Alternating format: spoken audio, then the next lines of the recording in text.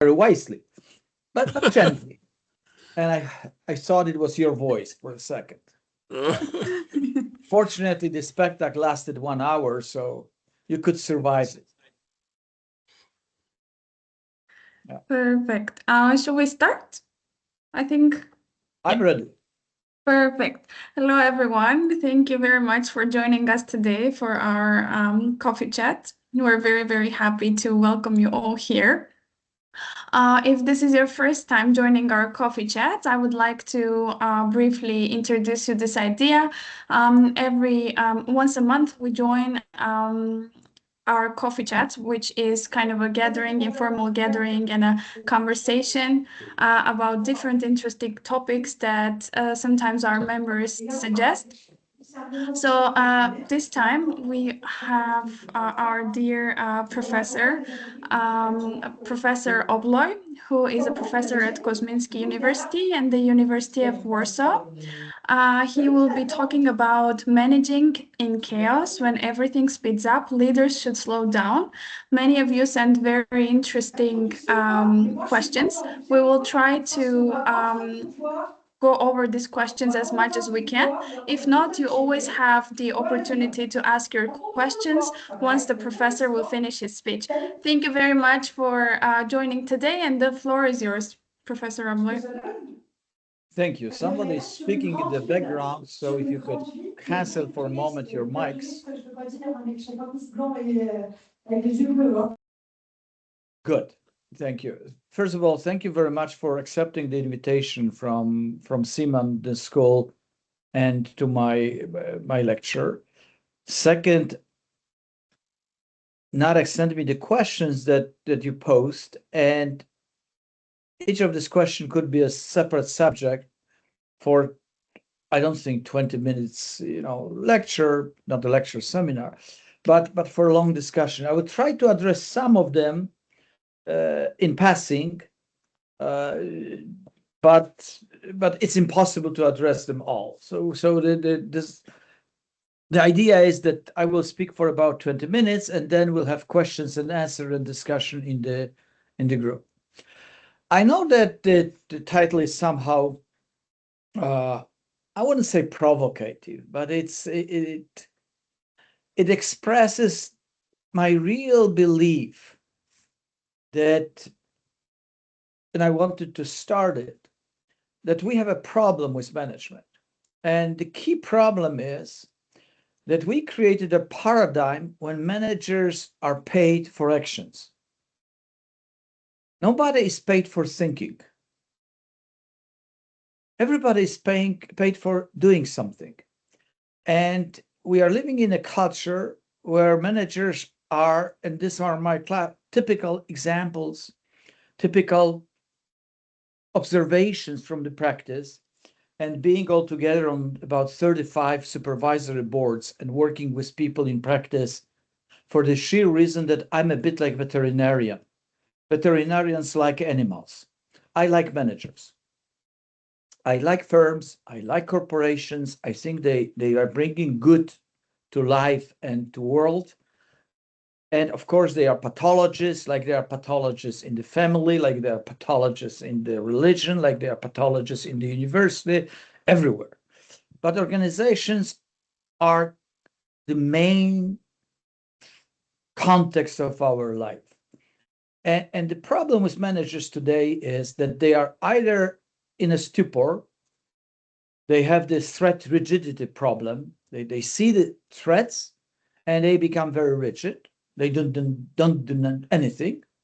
And the other option is just to jump, yes, to do something, which incentives are forcing people quite often to take this second mode. And so to start and to finish this seminar, and my opening comment is that I advocate today managers to think. That's it. Now, let's start with something important. A word we know had a dominant story. It was a good story. It was the story of globalization, which we all believe in spite of the fact that it wasn't really a very good story, essentially and initially, because this is a story of labor cost and other cost arbitrage. And it was the Europe that started it, yes, and then the United States, and now all emerging economies, and practically everybody is trying to arbitrage the costs and competences around the world. Chinese assumptions in the US are marginally different because they want not only to do arbitrage, they want to dominate military and technologically. So it's a bit different. And by and large, the effects of globalizations were very positive, incredibly positive. If you want to see how the globalization works, go to your hypermarket and ask them to remove all the goods that are imported from the shelves. And you will see what will happen. You will have nothing. And there are, of course, tangible effects like, there are 3 times more obese people eating too much than hungry people in the world today. Fortunately, we have today's injections for obesity, which are the best-selling drugs in the world. So we are producing problems and then we are solving them. And these solutions, of course, are creating other problems. But there are side effects of globalizations that neither Europe nor the United States especially ever liked. It was the fact that it created new economic players. It created large and small players that have their ambitions, that have their resources, competences. And essentially what happened, we had competition on the global scale. And competition on the global scale means that everyone, every time, is competing with everyone for everything. So this makes this economic game very difficult for managers. And then we had 2008 that hit, which is very important from this perspective, because I think, generally speaking, for decades the government trustworthiness was similar to the trustworthiness of the used car seller. But in many countries, people still had hope. And 2008 partially killed that hope because literally in almost everywhere, governments, and especially in the United States, failed people and failed their partners. Now, crises are generally good because they eliminate. Yes, they are like hurricanes. They are killing weakers, etc. It's cruel, but it's good. But this 2008 crisis, I think, is very unique, not only in scale, comparable to the great crisis from the beginning of the century, but of the earlier century, but it sort of changed the geometry of the globalization. It showed us the limits of demography, welfare state. People woke up that they transfer production to Asia, that they lost competitiveness. They made us aware of the power of platform companies. I still remember how they advocated they are bringing good things to life. And at the argument that they are pure monopolies, almost pure monopolies, they were always saying that's technology is the most democratizing force. And people also show this inequality, pace of change. And we had on one hand grief, on another hand frustration, but also eruption of aggression that lasts until today. Pandemic was also very important. Now, the world trade and investment sunk like never during the last 100 years. So we had 2008 and pandemic, they were double whammies. And somehow with pandemic, governments reacted and they pumped billions and billions and billions of dollars and euro that somehow managed to save the economies and societies. And in this way, inflation was a price to pay, and it was okay, I think. Now, in the shadows of the crisis and pandemic, we have China. I was living in China for half a year, and I purposefully transferred myself to China, to Guangzhou, to see how it looks like, and I traveled through China to see their factories and to see how basically this country operates.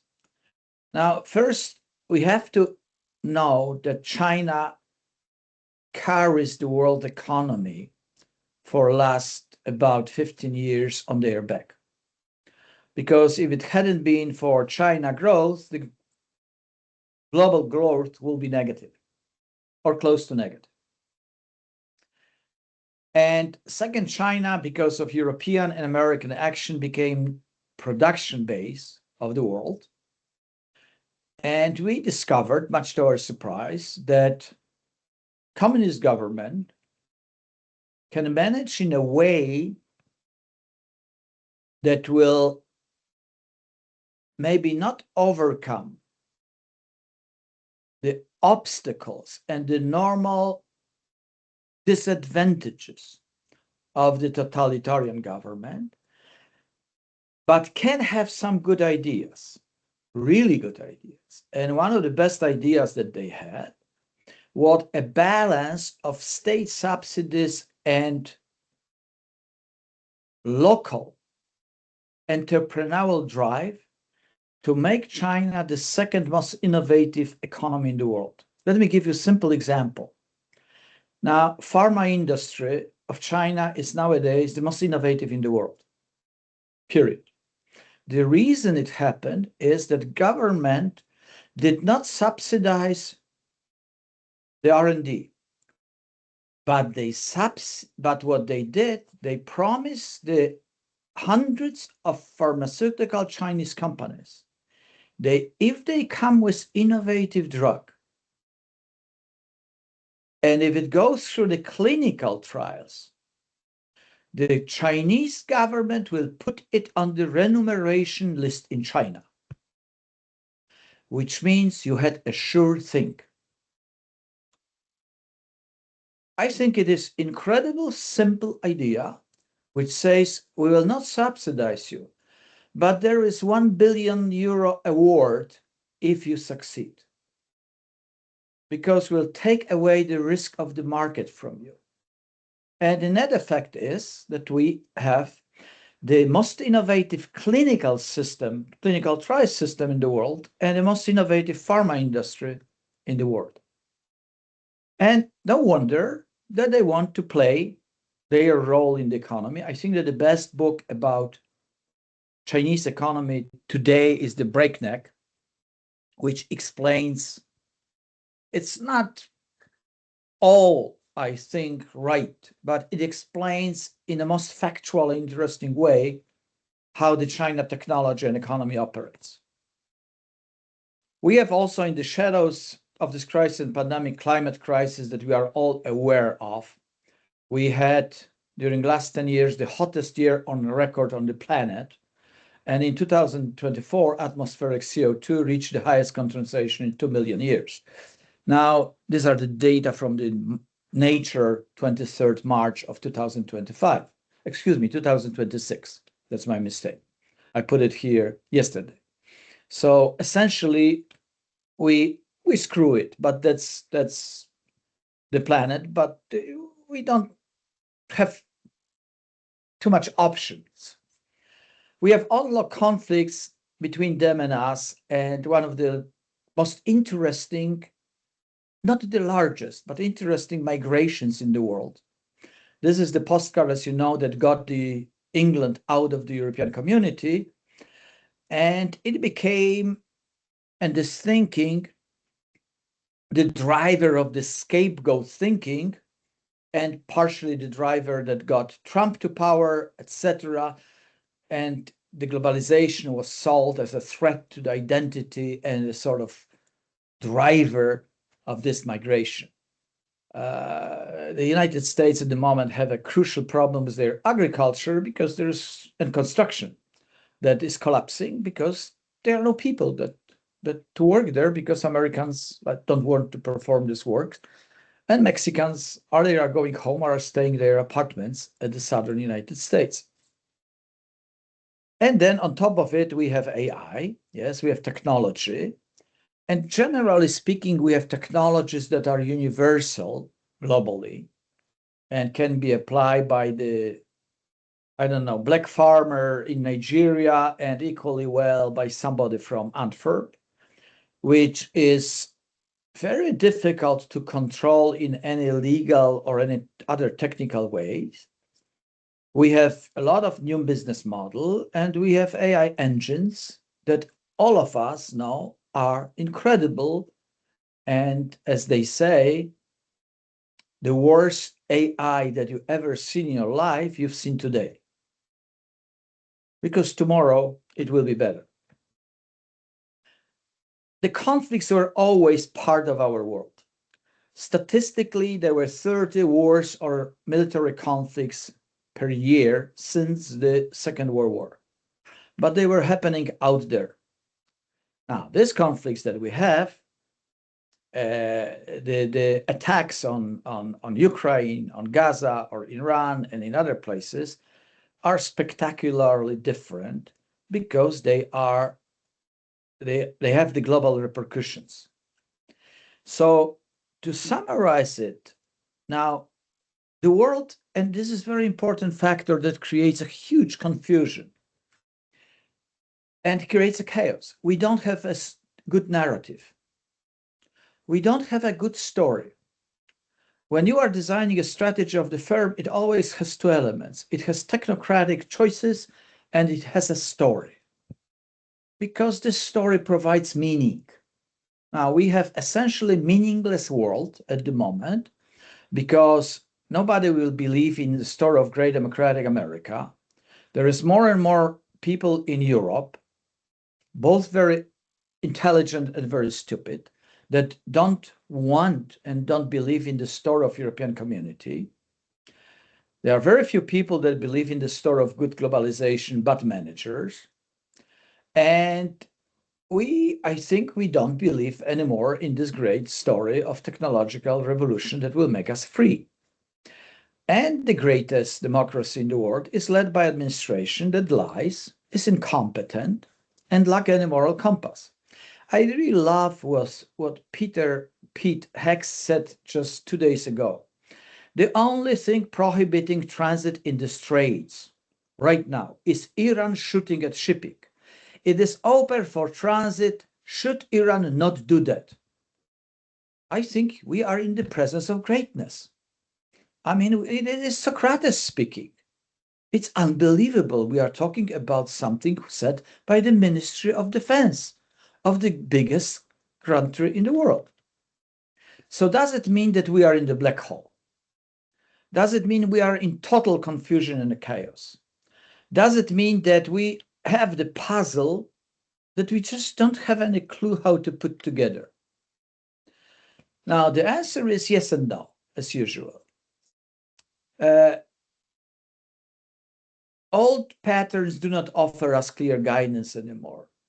We manage and we live by recognizing patterns. If you play chess, if you look at this board, you see what has happened during last 6 moves. And if you are familiar with the gambits, you understand that this is the Sicilian defense neither variant.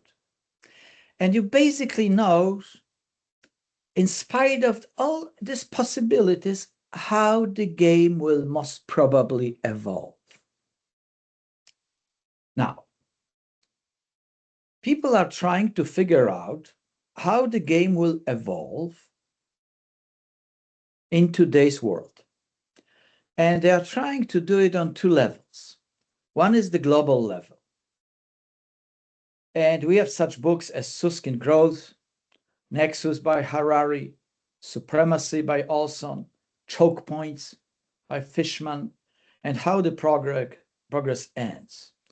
All these books are important, but they are pretty good if it comes to the diagnosis. And they are not particularly good if it comes to the recommendations.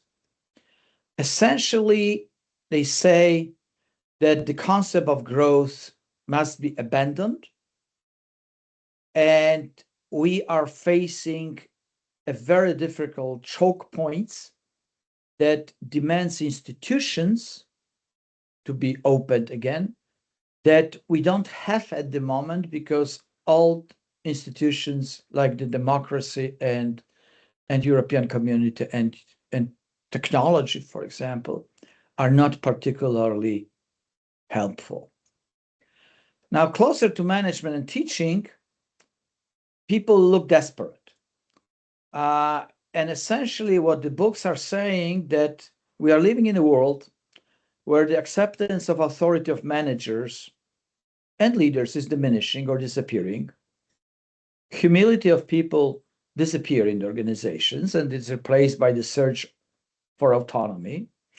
People are neither loyal or attached to the company. People are searching for work-life balance.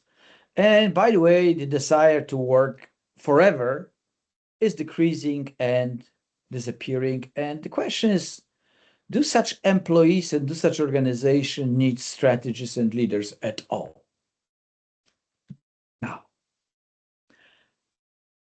my answer is a bit similar to my suggestion to people how to watch Cubist picture. It's Braque picture, one of the most beautiful female with the guitar. There is no female, there's no guitar, but there are elements of it. And next time, if you are in the museum and if you face such a picture, take your 10-15 minutes and put it together. It's a nice exercise. You are reconstructing the world.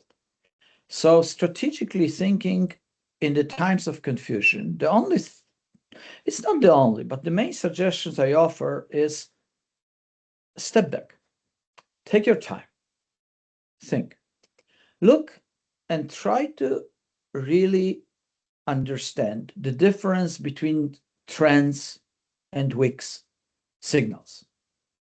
And just ask the oldest question in the world, what's going on? There are some trends that are pretty stable, like demography, yes, and we know where the world is going. It has far-reaching consequences. They are technological trends. They also have far-reaching consequences. Sit down and ask the question, what does it mean for my organization? Do I have to change or not? Do I have resources to adapt or maybe not? Do I have to go into the e-commerce? Maybe not, because you cannot afford it if you are 100 or 200 million euro enterprise. You might participate in the marketplace, but opening your own e-commerce operations is just a suicidal move. Second, look for the weak signals. I don't know what tattoo means really today. Is it a sign of autonomy? Is it a sexual desire signal? But it is one of the most interesting and greatest social change. People are tattooing themselves. Maybe it's just a symbol of freedom, but it says to you that people will never listen to their leaders again because they want to be free. I'm just giving you this example, but you can, in the organizations, looking for weak signals is like looking for this bear in the famous, exercise when you are looking for the bear at the film with the people playing basketball. The second point that I'm making to my executives is that they should confront the reality. And it's sort of a concept taken from psychotherapy. You go to psychotherapy and you have to confront yourself. It's impossible to do it yourself. You need a psychotherapist. Now, my question to most of the managers I work, or all of them that work there, is the question, what is the challenge that the organization face? It's not what are your goals, but what is the challenge that you are facing? Is it the growth? Is it technology? Is it safety? Is it the fact that you don't know how to manage snowflakes? Try to answer yourself, what is the challenge? Unless you don't define it, don't make any important moves. And I might tell you, and it's not private information or intimate, it's strategic information. Koźmiński is ranked as the 50th business school in the world. It was born about 25 years ago, 30 years ago in Poland, in forgotten place in Warsaw. We built this school into being super duper good second class school. It's a second league, at the top of the second league. We are not in the top 10, on top 20 in the world. We are in top 50. Because we are able to define the challenge that this school faced in the late 90s. The problem we face today is that we don't know how to define the next challenge. We are working on it. But the essence is we are the best player in the second league. Is becoming the first league player a challenge that we should address, or maybe not? Because we don't have these resources and we are not based in Zurich. Point number three, we are living in a polarized world, and that's how it will be. So we have to listen. It's a repeated message, of course. But I don't know if any of you, me, surely no, were ever trained how to listen. We are trained to talk since we are born. And normal people don't listen. We are preparing our lines and speeches.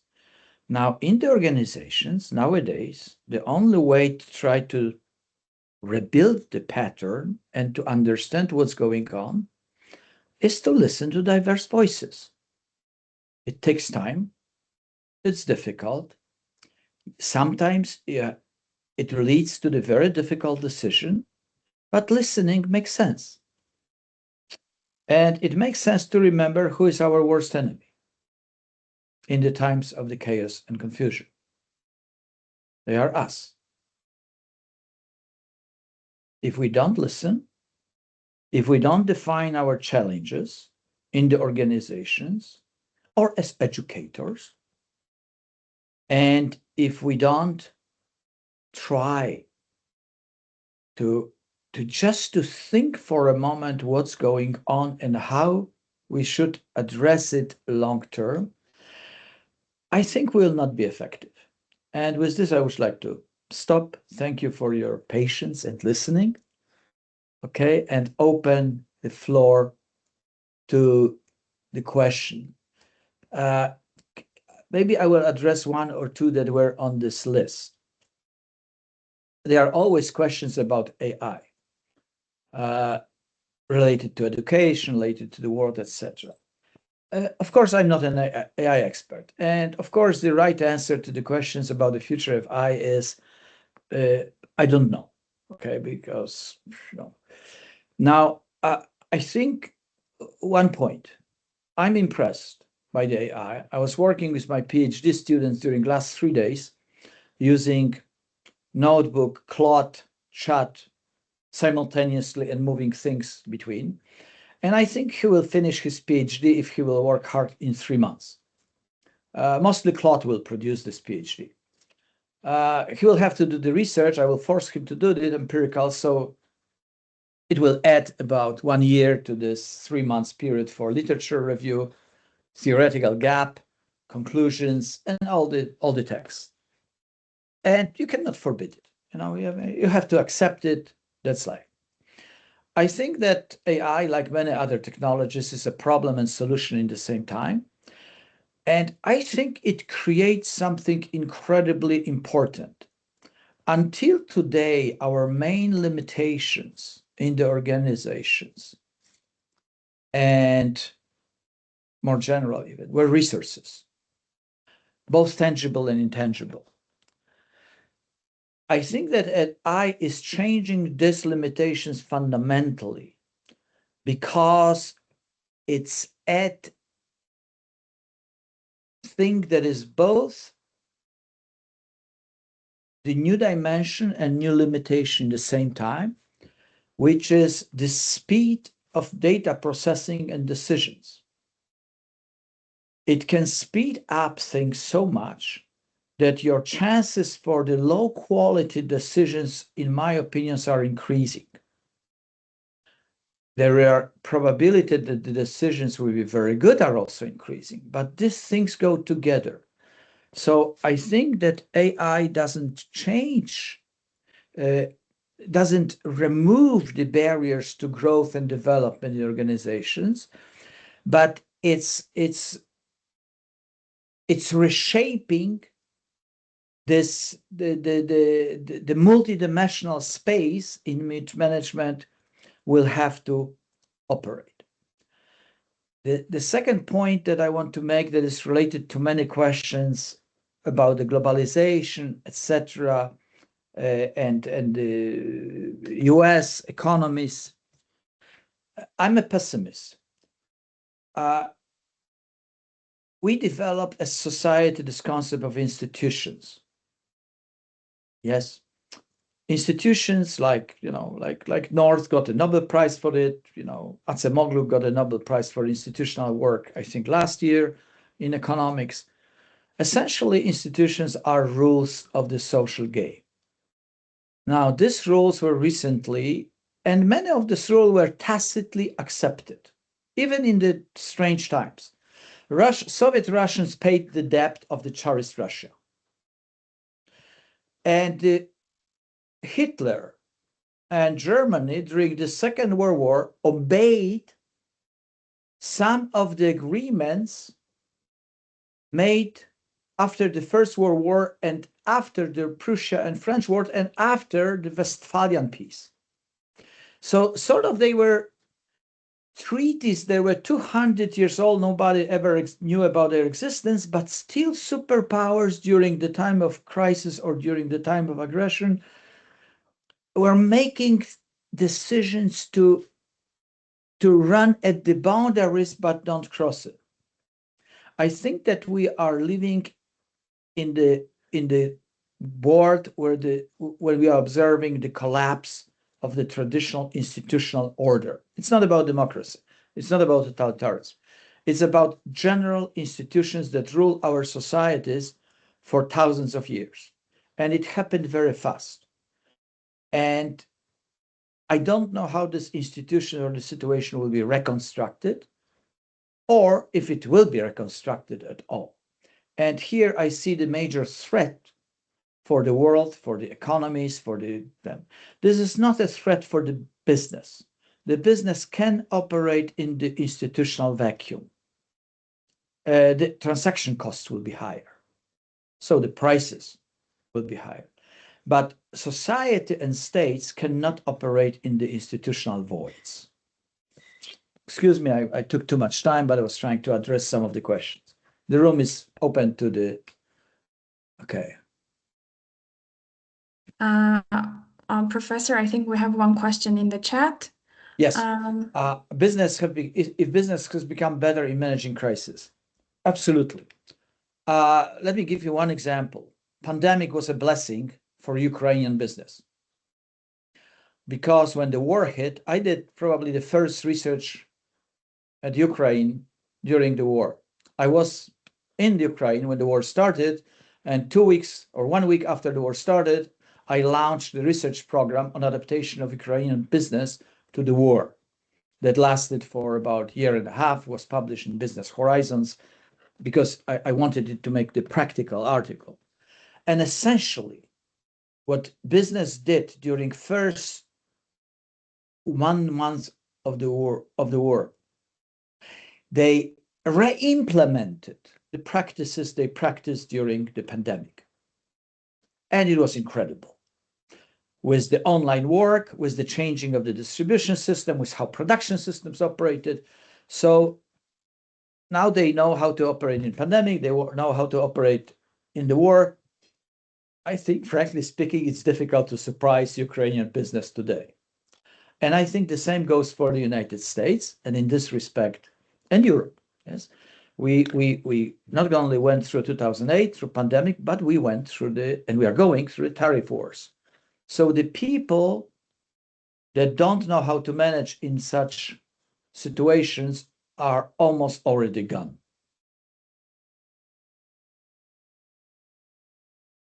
Okay, thank you very much. We have a question.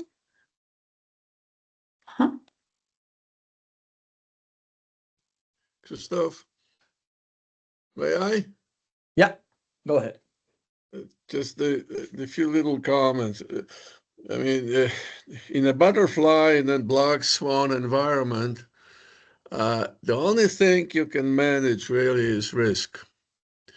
And this sort of idea that management is not doing anything is true because the only way to avoid risk today is do nothing, because you have no idea what will be the next step. Going back to your example of Ukraine or even Iran and this whole war situation, Ukraine survived the first 3 years because they were lagging technology, and they were using technology that was obsolete in a sense, and it was very difficult to destroy it because it was dispersed, especially telecommunication. And then they move one step forward and they start to use the technology by bypassing one stage of the technology development. The same you can see now in Iran. They are using an old technology to actually defend themselves against the very high sophisticated stuff that the Americans are using. So here we have this contradiction, and I guess AI is now at the same stage that it's lying, it's lazy, but it's going to be better. Okay, now two more things. We never resolve agency theory, agency conflict. I mean, that's still between the owner and the management. And it's, as old as we are practicing the management. So I really have, intellectually, I have a very difficult time to resolve it. How to, in the world where we are living in the parallel universes, one it's a physical universe and the other one is a financial, which is completely separate now. It's almost a random game being played. How to resolve this agency issue when you have this real material and non-real financial environment to manage. And the last thing is just globalization. I guess the problem is that when we were talking at the beginning, we were hoping that globalization is going to spread wealth. And it's turned out that globalization is actually used to transfer wealth. And again, this is something that is in a conflict, and I don't think that we can resolve it any other way as by local conflicts as it is. So that my a few takes on your on your. Thank you very much. I mean, three very quick comments. I think you are at a point, and I do absolutely agree that you have to manage risk. Do nothing is not an answer to managing risk. Thinking is an answer, and evaluating risk. And of course, you can be mistaken. Of course, you make the error of omission or the error of commission. Yes, but the point is that the sheer question, what is the risk, is incredibly powerful, and too rarely managers are asking themselves this question. Not what is the benefit, but what is the risk? And probably the same goes with the attacks on other countries. How to resolve the agency issue? Now, it's related. I think all of you know the Jevons paradox. It was observed and called Jevons paradox by the guy named Jevons in the 19th century, when he discovered that the better became the steam engine, the more coal is used by the economy. Which means the more effective use of resources you make, the more resources you will need. And the reason is very simple, because we want to use it more. Now, if you have more and more economical engine in your rocket, you will have to fly further away, which means you will end with using more fuel for sure, if you have the less effective engine.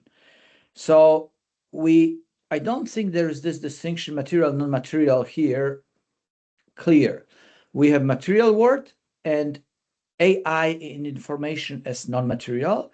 They are absolutely combined, and they are changing the paradigm of the economy that was based on the old concept. You have resources, production, consumption. Now, it got more complicated. And final comment is globalization is, of course, about transferring wealth. Trade was about transferring wealth to a degree. But as Ricardo was showing, everybody can benefit from it. So some people will benefit more, some people will benefit less, but essentially it's not a zero-sum game. It's a game where everybody gains, but differently. But with the situation as we have at the moment, we know that this race cannot continue, that we are slowly hitting our limits to growth, and AI is not solving it and will not solve it.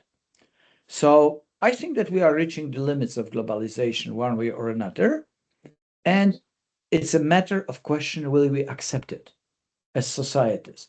If not, we'll have Third World War, which will solve a lot of problems in a very unusual way.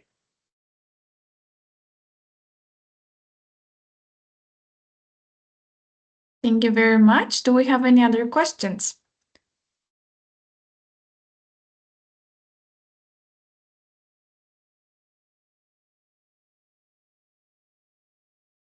It looks like I didn't sound very optimistic. I get him. Hi, everybody. Thank you, Professor Obłój. This was very interesting to hear, and I just wanted to ask you if you have any positive, inspirational comments for us at the end, and maybe to suggest and to talk a little more about what we do at Siemens and how to maybe inspire academics to change everything around. Now, I think we are doing, I mean, I think that academia was doing a lot. And the question is, does anybody listen? Now, I would like to remind you that it's not that we are coming with new ideas in academia. We keep the conversation going. And one of the most important conversations since, I think, 1973 or two, is the conversation about limits to growth. Some of you, most of you probably are too young to remember that there was such a book written in MIT by Donella and Dennis Meadows and their team, which modeled interaction between population, production, agriculture, food production, resources, and ecology. And it showed that there are limits to growth.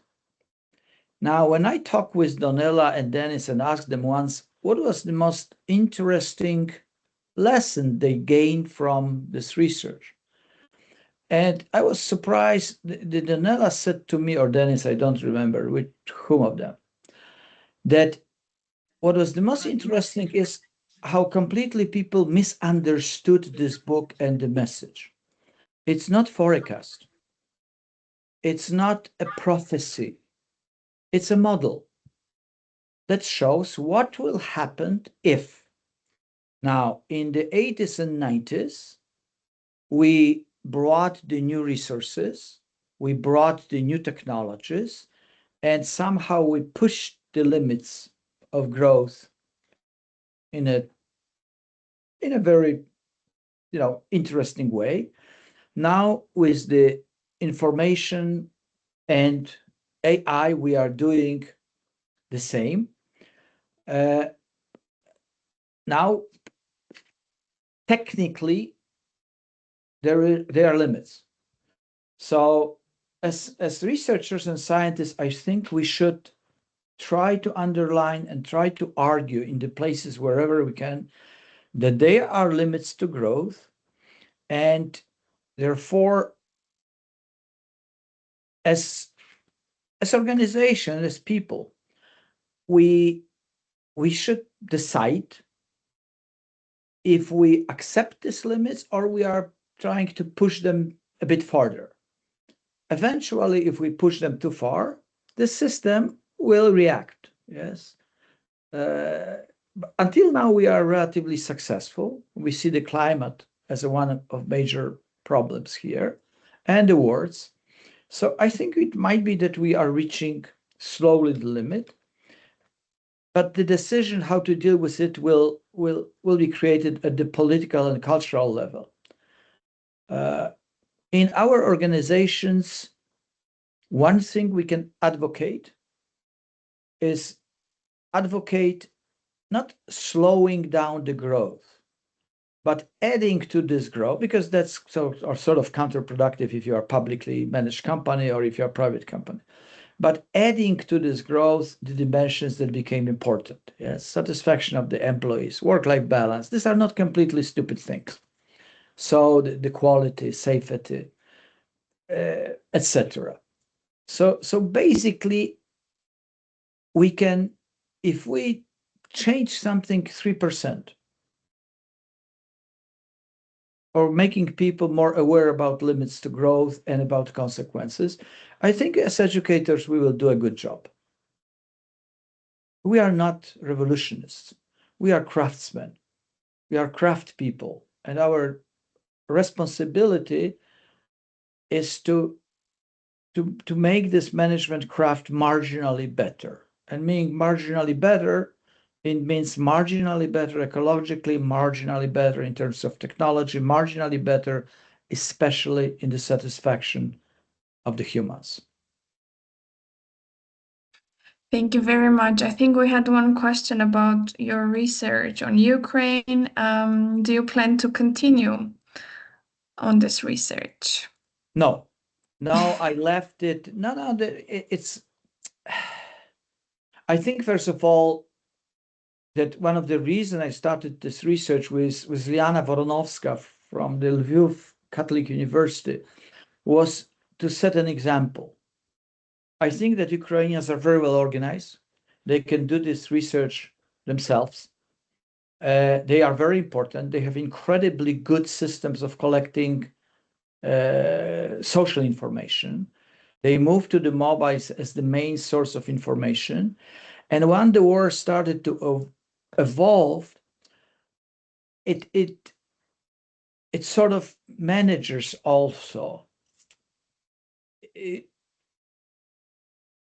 had, they had limited patience and time for the researchers.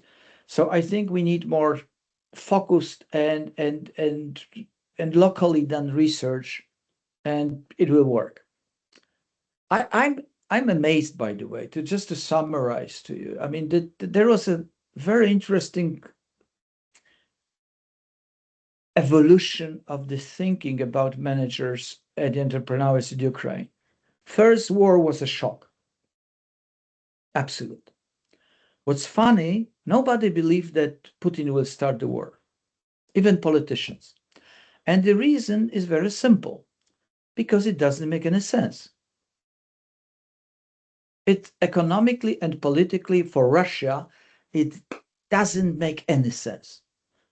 Ukraine was a country controlled by Russian business. And Ukrainian politics were controlled to a high degree by Russian politics. And they were living in their independence with their uneasy friendship with Russia. So, I mean, it's stupid. It's plainly stupid to attack them. And that rational people were thinking that Putin is not stupid, like some people were thinking that other politicians are not stupid. We underestimate the number of stupid people in the society. It's a constant number, and quite often they are very influential. And then after this shock, people got organized and managed the war situation. It lasted for about 3 to 4 months. You know what happened next? They started to search for opportunities. You talk with the managers in the 9th, 10th, 12th months of the war, they are a bit ashamed, but they said this war is great opportunity. It forced us to move from traditional products to high-tech products. It forced us to move internationally. It forced us to move upscale with our products, because once we went to the Western Europe with our products, after the first 2-3 months of pitting Ukrainians, people said, these are lousy products. So we upgraded our products. We built brands. We were forced to think strategically in the perspective of next 3, 5, 7 years.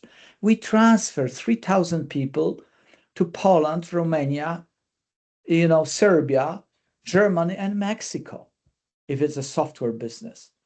And we have balanced situation, 3,000 Ukraine and 3,000 outside, which creates complete resilience of the company. So it was very innovative, this thinking, coming back to this question about how you manage the crisis.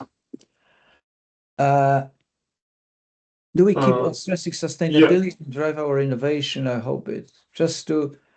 Can I ask a question, Professor? Yeah. I'm Asılbek Nurgabdev from Scotland, Edinburgh Business School, UK. One of my research areas is related with management education. So the point is that if you go to the history, we have like two clear management education models. Americans, like Harvard Business School, who believe that management or managerial skills can be taught. Because of that, today we have lots of MBAs who are just teaching and showing how the managers should act. And we have British model, which is less known. But in the British management education model, we believe that instead of teaching, it should be practice-based. So the people should pass that experience. I would like to, now my question will be related about, let's say, Soviet Union or that bloc, because Poland was part of like a Warsaw Pact. In that bloc, in that communistic bloc, we know that it was centrally planned, and lots of things was based on econometric models, statistics, and the management education, like preparing managers, was, I can't remember that it was in the Soviets as an institution based on your experience. Was there that kind of experience in Poland, in the communistic Poland before 1990s?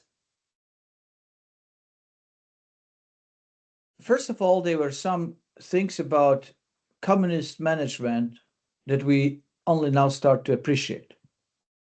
Of course, it was a rotten system, wasteful, totalitarian, whatever. But if you look at the way that, some of the human resource management practices, they are brought today to the high-tech firms. And when you look also at one thing that was part of the culture. Now, if you are American culture management, if you face the obstacle, you bulldozer through it. You attack it. And that's why American business schools are training people as in a way that you describe. Because essentially what you demand from American managers, and by the way they deliver, is to do things. you don't think for hours, you don't think for weeks, you don't analyze things, you attack them. And that's what you are building into the students. You are building into them 5,000 possible responses. And by the way, it's like playing chess. Yes, you are training people how to play in particular situation. You might not be a genius, but you know how to react. Now, we in Poland, like in every communist bloc, we learn how to bypass everything and improvise. So essentially, we were left with quite entrepreneurial culture. And it worked for us for last 30, 40 years very well. It's sort of very optimistic culture. It's culture where rules and regulations, procedures are not obeyed. They are there to be bypassed and leveraged and used as a springboard or as a joke. Yes. And the same go for the students. The same goes partially for the teachers. That was until today we have problem with cheating. Yes. And by the way, we have two different words. If you cheat as a student, you don't really cheat. It's a separate word in Polish that describes particular activity of the student that is doing illegal things. But it has positive connotation because you are not cheating, you are sort of playing by passing the rules. Okay.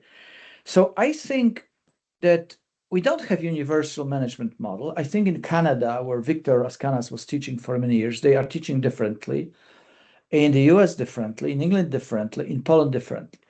Yes, we have some canonical corpus, like we teach at IMTA, how to use case studies, how to analyze them. But I think that many people that went through International Management Teaching Academy, run by Simon, are teaching cases differently than in the American Business School. And that's okay. I think that that's one of the good things that we have, this variety. Of course, and just to finish, we'll have to somehow, I think that the educational paradigm is facing a challenge of AI. I see it in writing, and I consider myself a very honest person as a researcher. Now, would I use AI to write the review of the article for the journal like International Business Review or Strategic Management Journal when I'm asked for the review? No. But I know that people are doing this.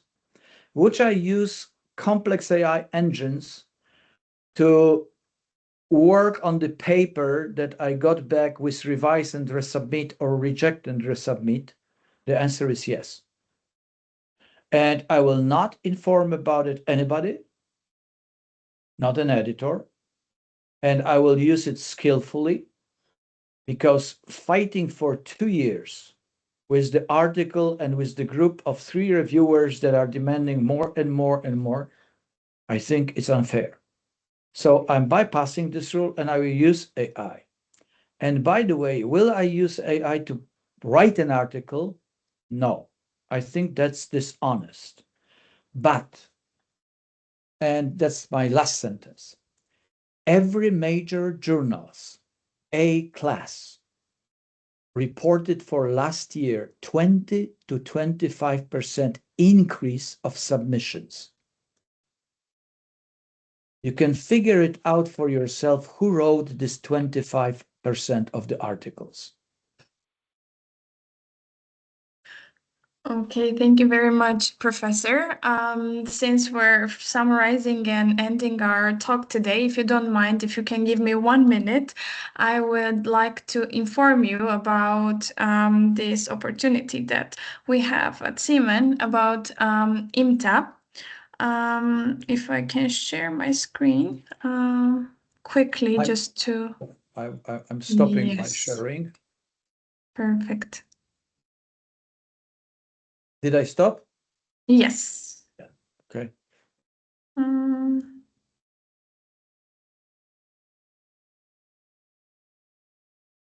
One moment. Perfect. I hope you can see my screen. Just to quickly inform you about the dates.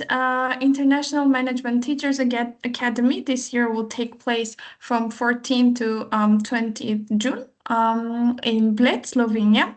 I'll try to make it bigger, where Professor Obłój is also a part of the faculty. IMTA offers a unique opportunity for faculty to enhance their curricula, course design, teaching methods, and overall teaching skills.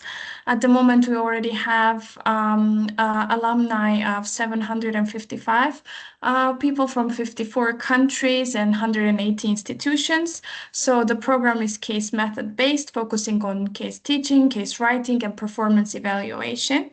What outcomes and benefits it gives: teaching excellence, so improved teaching skills, individual mentoring. You will receive personalized feedback through mentoring, coaching, and peer collaboration. There are many research opportunities, and you will get recognition, greater visibility in the global academic community. Who should attend? Faculty who's seeking to improve their teaching skills, educators aiming to enhance their competence in case-based teaching methods, and academics. So we would be very, very happy to welcome you in Bled in June.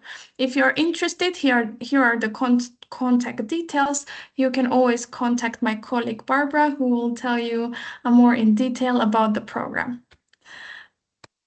Perfect. Thank you very much for joining us today. Thanks a lot to I want to Professor thank Obłój. everybody. I want to thank everybody for the opportunity. Thanks. Thank you very much for sharing your insights. It was a great chat with you, and we will see you next month with a different topic. So see you soon. See you. Thank you. Bye-bye. Bye. Bye bye.